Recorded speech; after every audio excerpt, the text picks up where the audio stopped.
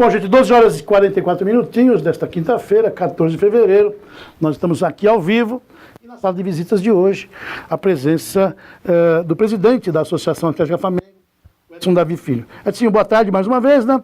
Vamos aí levar para o telespectador as notícias que envolvem o Flamengo para essa temporada. Vocês estão vindo de uma Copa São Paulo, queria que você falasse um pouquinho sobre isso, da participação do Flamengo, nesse que sem dúvida nenhuma é o maior evento da categoria do país, né? A grande vitrine do futebol. Vamos começar por aí, né? Um resumo da sua parte do que foi a participação do Flamengo. Ulisses, Copa São Paulo, como você disse, o maior evento esportivo da base, né? Eu acho que dentro do futebol, talvez até maior do que Copa do Mundo, você pensar em quantidade de atletas e tudo mais. A gente ficou com gostinho de querer um pouquinho mais, né? Eu acho que a gente teve um primeiro jogo contra a equipe do Madureira, onde o Flamengo sentiu o comecinho da partida, depois acabou dominando a frente, fez um resultado de 2-0 e não sofreu, depois do momento que fez o primeiro gol, qualquer tipo de ameaça, né? Fizemos o segundo jogo também contra o Guarulhos, ao meu ver, também o Flamengo dominou todas as ações naquele jogo, né? O Guarulhos, quando tomou o gol, o zagueiro acabou tendo uma falha ali, que o Irving, nosso atacante, aproveitou, né? Também o Flamengo a gente não viu que teria ali um risco de perder aquela partida do jeito que ela acabou se deslocando. Contra o Curitiba, colocamos uma equipe B para jogar contra o Curitiba, porque 6 garotos da equipe tinham jogado os 90 minutos nas 2 partidas, e por uma opção técnica, médica, fisioterápica, a gente chegou à conclusão que seria bom esses garotos terem esse período de descanso, porque era cada 2 dias tinha uma partida, né? E caso a gente pegasse o São Caetano, que seria o próximo adversário, era dia sim, dia não o jogo, a nossa perspectiva era avançar um pouco mais na competição. Então a equipe fez um papel muito bom contra o Curitiba, mesmo com os garotos mais novos, quase todos os atletas nascidos em 2001, né? 2001, alguns 2002. No qual a gente mostrou um padrão tático e técnico, tanto da equipe principal como a segunda equipe, né? Acabamos perdendo no finalzinho da partida, aí até por uma superioridade do Curitiba com relação aos atletas que estavam em campo. Pegamos o São Caetano, um jogo muito difícil. A equipe do São Caetano foi uma semifinalista, se eu não me engano, ficou até as quartas de finais do Paulista Sub-20, onde nós tivemos muita chance de gols no início da partida, depois a questão tática, as 2 equipes acabaram se conhecendo um pouquinho mais, onde o São Caetano acabou sendo feliz e fazer um gol e acabar vencendo a partida. Depois que fez o gol, a nossa equipe realmente se desorganizou taticamente. Sentiu, né? Sentiu. Mas eu acho que foi uma competição boa, mas com aquele sentimento que a gente poderia andar um pouco mais na competição. A gente estava pensando numa segunda e talvez até numa terceira fase, né? Mas do balanço geral foi fantástico, né? Hoje a gente está com alguns atletas que estão indo para equipes grandes, que ainda a gente está em momentos de contratos, de contatos, né? Um que a gente já acertou, que está indo o Ian, que é o nosso lateral direito, está indo para o Curitiba, por empréstimo. O Flamengo vai emprestar ele até o final do ano, como opção de compra para o Curitiba, né? Que hoje as equipes menores da cidade é uma forma de tentar ter recurso, né? Mas para você ter esse recurso, você tem que investir um pouco mais nessas categorias. O Flamengo fez um investimento forte, tanto no Sub-20 como no Sub-17, e os frutos a gente acabou colhendo, né? E alguns outros atletas, eu acho que até o final do mês a gente já deve ter uma posição. 2 iam para o Flamengo do Rio, mas acabou devido à fatalidade para alguns e erros de administração para outros, acabou postergando um pouquinho a saída deles para lá.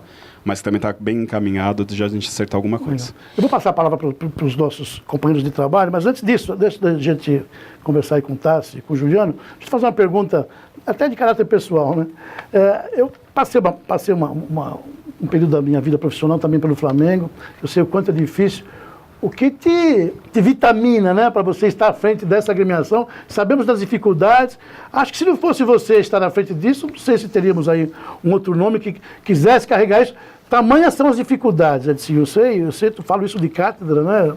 Enfim, a gente sabe da tua história, da família com o Flamengo, né? Seu pai, o Edson, aliás, um abraço ao Edson Davi. Enfim, o Flamengo chegou aqui em 54, não é isso? Era o Flamenguinho. Eu, quando passei pelo Flamengo, eu até evitava essa palavra Flamenguinho, que eu acho que é meio diminutivo, né? Associação Atlética Flamengo. O que te coloca nessa situação, Edson? Ulisses, críticas a gente ouve bastante, né? Com relação a estar na frente do Flamengo. Muita gente fala na cidade, em tom pejorativo, que o Flamengo faz parte da família Davi, da família Davi. E quem está no nosso dia a dia lá no clube sabe que isso não é verdade. Sim, sem dúvida. Todos os diretores, quem está com a gente tem autonomia para fazer a coisa, porque o clube é da cidade, né? o Flamengo, a gente fala que é nosso, né? É nosso de todo mundo que está no dia a dia do clube, né? Eu tinha colocado para mim, até por essas críticas, durante todo esse tempo, eu nasci lá dentro do Flamengo, de que eu não tinha interesse em estar num cargo de presidência, né? Tanto que assumi alguns cargos de direção de futebol, presidente do conselho, mas não da presidência da diretoria executiva. No último ano, a gente não teve candidato a presidente. A gente chamou uma eleição, não tinha. Ia chamar a segunda, também não teria, né? Aonde as pessoas falaram, Edson, não tem outra pessoa a não ser você nesse momento, né? A gente vai te ajudar da forma que puder. E isso acabou causando até uns conflitos em casa, né? Sim. Você sabe disso. Eu estou com a minha roupa de trabalho, a gente sempre no espaço tenta... Até porque você não tem só essa atividade, você tem o seu escritório. E eu sou muito claro. Para quem não conhece, é um advogado, né? E eu tenho total convicção. Hoje, para você ser presidente de um clube, você tem que conseguir se dedicar 100%. Hoje eu não consigo me dedicar 100% ao Flamengo, né? É até bom a gente saber disso, né? Hoje o SDU foi lá ver vestiário, foi ver alojamento... reclamação de Ministério Público para cima e para baixo, a gente precisa se dedicar. Isso eu não consigo fazer. Acho que eu estou de passagem lá, eu tenho mais um ano de mandato, mais alguns meses, eu acredito que vou ficar até o final, né? Depois eu vou ajudar de alguma outra forma, mas eu pretendo não continuar nessa função, porque eu acho que presidente de clube não é dono de equipe. Presidente de clube, essa alternância de poder é salutar para o próprio clube. Lógico, sem dúvida. Então, mas você sabe que o amor que a gente tem ali é uma coisa imensurável. Você falou de atletas que estão vindo, atletas que estão indo.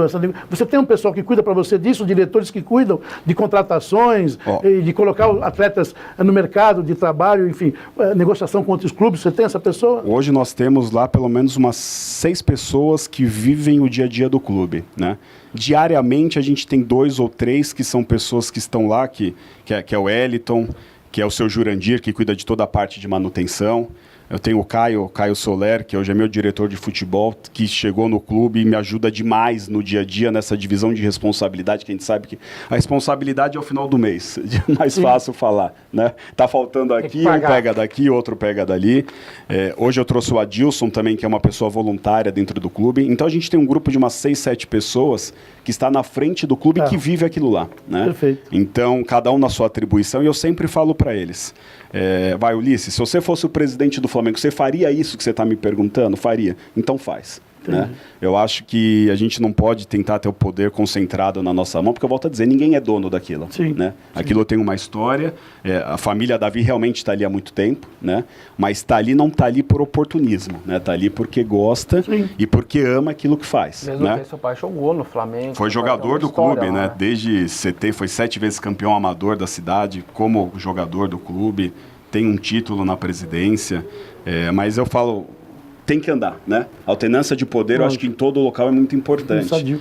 E eu brinco lá no clube que eu acho que a gente está nesse momento também de vir alguém com umas ideias novas e que se for bom para o clube, não tem por que a gente ajudar de uma outra forma, né, Ulisses? Tá certo. Passa para o Juliano. Juliano. Vamos lá, Edson. João Batista, o novo técnico do Flamengo, e você manteve, para mim acertadamente, sua comissão técnica na Copa São Paulo. Marcelo Froeder, que a gente já conhece o trabalho, já trabalhou no Flamengo em 2010, né? O Larutia fica no Flamengo como auxiliar técnico do João Batista. Aí eu te pergunto, como já está sendo a conversa do Larutia com o João Batista no que tange a Copa São Paulo? Ainda você não tem uma definição, você falou que tem alguns jogadores, o Ian, por exemplo, você já falou que saiu, emprestado para o Curitiba. Mas como é que está sendo essa conversa, essa troca de experiências? O João Batista já viu esse pessoal da base treinando? Como é que esse pessoal que foi bem na Copa São Paulo, como é que ele vai aproveitar esses meninos? Juliano, independentemente se for ficar ou não, mas... Na verdade, a gente conseguiu manter a comissão técnica do Paulista do ano passado, né? Tirando o Rafael. Tá o Marcelo Froeder, preparador físico, o Duda, preparador de goleiros, o Inácio como massagista, o Rodrigo como roupeiro. Então, hoje o Flamengo ele tem uma comissão técnica fixa, né? Se vier um treinador aqui e falar que quer trazer toda a comissão técnica, ele não vai vir, né? Porque são pessoas que conhecem o clube, que vivem o clube e sabem como manter o clube. São pessoas que eu sei que quando a gente não está lá no dia a dia, a gente sabe que o clube está em boas mãos, né? O Rafael, ele assumiu, ele é o nosso treinador do 20, eu fiz já um contrato com ele até o final da Copa São Paulo do ano que vem, porque a gente tem que dar continuidade no trabalho para que resultados melhores venham, né? O Rafael ficou 1 mês e meio com a gente antes da Copa São Paulo, eu acho que fez um trabalho fantástico, tinha feito um trabalho já fantástico no Guarulhos, no Sub-15, passou acho que para a 3ª fase da competição, e coisa boa que está no mercado a gente tem que trazer para o nosso lado, né? E, então, hoje o Rafael, ele está como auxiliar técnico do João, assim como o Tom. Né, o Tom, que é um jogador que jogou pelo Flamengo, ele está aprendendo também, está junto nesse grupo de trabalho, né? E o Sub-23, ele te dá essa possibilidade de você utilizar também garotos mais novos, né? Desde ontem, desde terça-feira, todos os atletas do Flamengo que nasceram em 99 e 2000, que jogaram a Copa São Paulo, já estão integrados no trabalho do profissional. O João Batista assistiu todos os jogos do profissional, a gente já tinha acertado com ele antes da Copa São Paulo, mas a gente não quis divulgar porque a foca era a Copa São Paulo. Então, dentro daquele grupo, ele já tem uma análise bem detalhada dos atletas que ele tem interesse para jogar, né? E agora ele está conhecendo o restante do clube, que não tinha oportunidade de jogar, mas que faziam parte do elenco.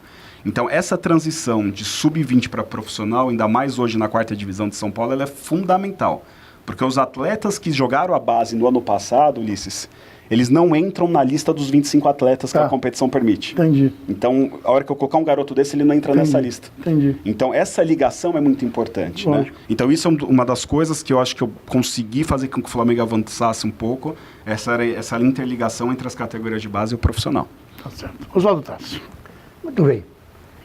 Bom, eu pergunto ao Edinho, como é que ele vê a chave que está Guarulhos? Na minha opinião, é uma chave que possibilita a passagem não com facilidade, mas dá para passar essa fase. Porque nós temos aí Barcelona, é uma incógnita, sempre foi, um time criado por política, né? São 2 políticos que mandam lá no Barcelona. Nós temos aí o Mauá, Jabaquara merece um pouquinho mais de respeito. Mauá já é também arroz e feijão, né? Nós temos aí dois de Mauá, né? E tem o Suzano, que também é já arroz conhecido. Então fica, de fato, com muita possibilidade de passar essa fase o time do Flamengo, né? Como é que você vê isso? Se bem que futebol é futebol, né? Tá, até a gente conversou sobre isso terça-feira no clube, né? Se você olhar esse grupo olhando para o ano passado, você fala, não, é um grupo fácil, a gente vai passar, né? Só que a continuidade em calendário é muito difícil, né? O Flamengo desmontou praticamente todo o time, apesar que voltaram 4 do ano passado, que jogaram o profissional, né?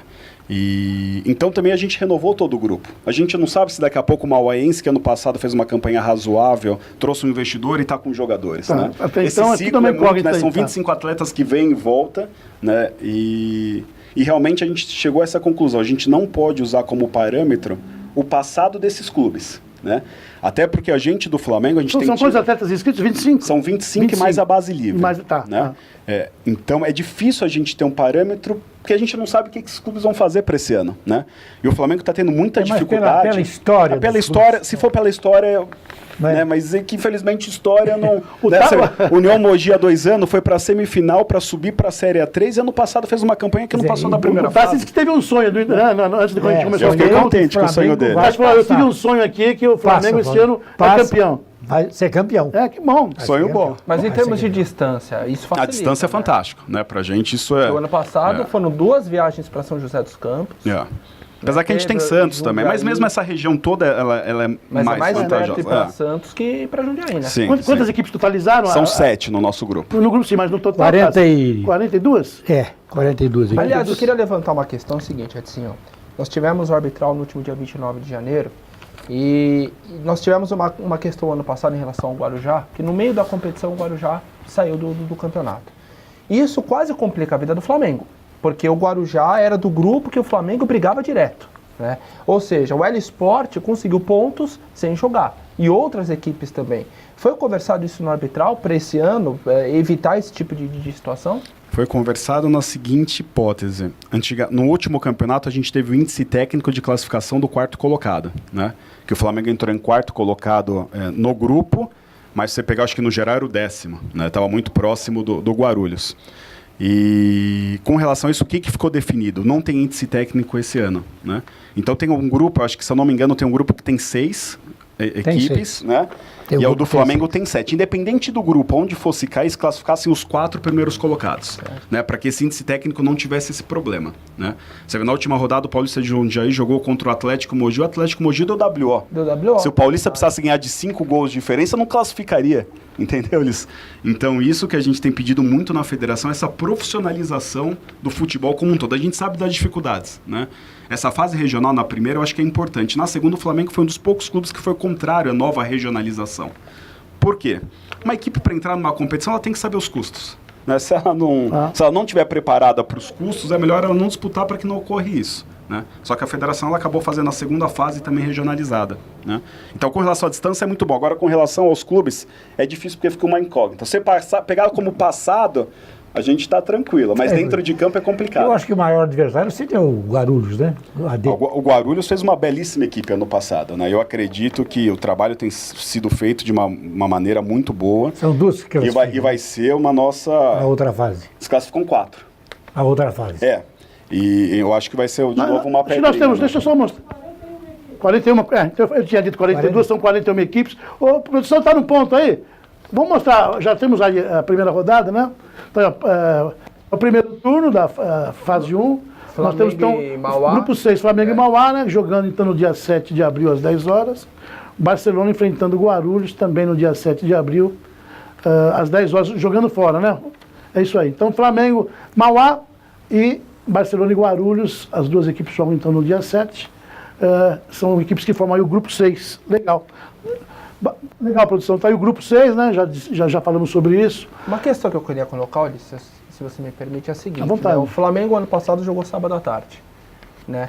Esse ano, pelo menos o jogo com o Mauá será domingo de manhã. Como é que ficou essa questão de datas? O Flamengo volta para domingo? Nós vamos jogar domingo novamente, porque a gente tem um problema recorrente, que é a feira livre. Né? Então, para que a gente não tenha os embrólios com prefeitura, com federação e tudo mais, a gente decidiu novamente jogar no domingo às 10 horas da manhã, mesmo não sendo a vontade principal do clube. Então, os jogos do Flamengo vão ser domingo às 10 horas. Tá certo. Mandar um abraço para Herrera, assessor de imprensa do Flamengo. Legal, Herrera, um abraço. Opa. Mas para você, o que é melhor? Sábado à tarde ou domingo de manhã?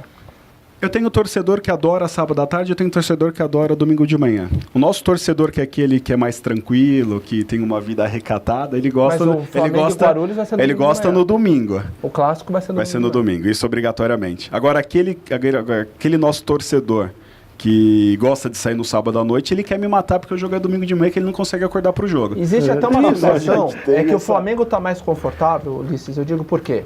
O ano passado o Flamengo foi obrigado a fazer alguns jogos no domingo de manhã por conta de ser jogos com duas torcidas. Paulista de Jundiaí, São José e Guarulhos. Então o Flamengo foi obrigado a jogar no domingo porque não pode ter a feira, porque a rua ali tem que estar livre para o acesso dos torcedores. Esse ano está mais tranquilo. O único jogo com duas torcidas, pelo menos até onde eu sei, será contra o Guarulhos, né? Mas o regulamento da federação esse ano ele prevê que obrigatoriamente o portão de visitantes tem que estar aberto. Não, sim, mas nesses jogos que a gente... Já tem valor para dos ingressos? 10 e 5. 10 e 5 é o mínimo que a federação 5 para aposentados. E o Flamengo vai permanecer com esse valor de ingresso. E o Flamengo pretende chamar o torcedor esse ano, assim, colocar a faixa na rua, carro de som, sei lá, para aumentar o público lá ou não? A gente tem agora um diretor que só está cuidando dessa parte de relacionamentos, de marketing e tudo mais. E a gente deu essa tarefa para ele. Pelo menos se a gente conseguir colocar umas 700, 800 pessoas por jogo é o mínimo, né?